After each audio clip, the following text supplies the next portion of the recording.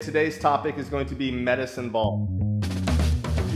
So we use these balls in Lift Heavy Swing Fast and all of my programs to create more club head speed and power. Why these are such a good tool is because they're relatively low skill level involved in slamming a medicine ball. Yes, there is some technique required. You wanna make sure you're doing things correctly because that's the most efficient way to do them. But at the end of the day, when we're trying to create more speed and power, we really just need to move fast. So when I'm teaching people how to use these medicine balls in their workouts, that's the top priority, is just moving it fast. So a couple things we need to think about there is we don't want the weight to be too heavy. If it's too heavy, we just can't move it as fast. So when people always ask, what size weight should I use of medicine ball? I tell them usually the lightest one that your gym is gonna have available. If your gym has a 4-pound one, a 6-pound one, or something like that, use that. And then just move it really fast. Don't overthink about the technique.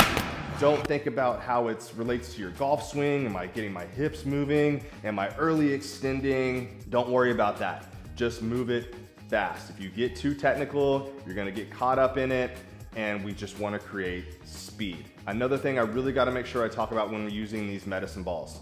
So these are technically, I guess this would be a wall ball if we're getting really technical, this big one right here. These two would be slam balls. The reason being is I believe they're filled with sand, and when they hit the ground, they don't bounce. So if I was to slam it, it didn't bounce back up. In a lot of gyms, they might just have the really hard ones, and those things bounce like basketballs. And if you are slamming a ball, and remember I just talked about slamming it hard, if you are slamming it hard and it bounces like a basketball, it's coming right back up into your face. And as much as we all love a good fail video, you don't want to be on the receiving end of it. It could knock a tooth out. It'll break your nose in worst case scenarios, right? It's gonna mess you up. So make sure that you are using a ball that can slam into the ground. They also have like sand bags you could use. And if you only have the ones available that do bounce, you could do a version where you're kind of throwing it here to the side where it could bounce, but your face is not over it. Okay, so just really, really be careful when you are doing those things. Now let's talk about some of the technique.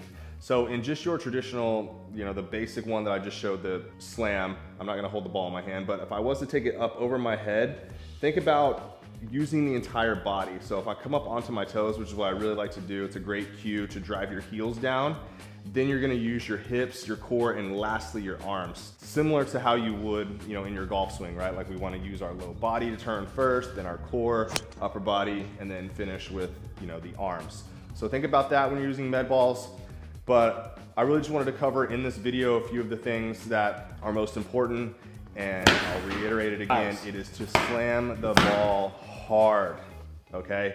We've got to move fast. If you can't slam it, I put in my program's options of things you can do instead, just moving things fast, maybe keeping it in your hands, but doing a similar motion. We're still using the entire body, but you have to move fast. That's how you create more club head speed. You will never get faster if you don't move as fast as you can. All right, so that's my topic today for Movement Monday, med balls, excellent tool. You can swap out, like a light dumbbell for some of these fast moving things, but really I think the ball allows you to slam things harder because, you don't have to worry about controlling it. You can just really let it go. All right, so make sure you pick up a couple of these. I just get these on Amazon. I mean, this one's 10 pounds, this one's 20. I would like something a little bit lighter, but I've been doing this a long time so I can handle them. But for most people, get something lighter. So thank you guys for watching. Check back next week and we'll have another one of these videos to help you out and perform your best. So have a great day.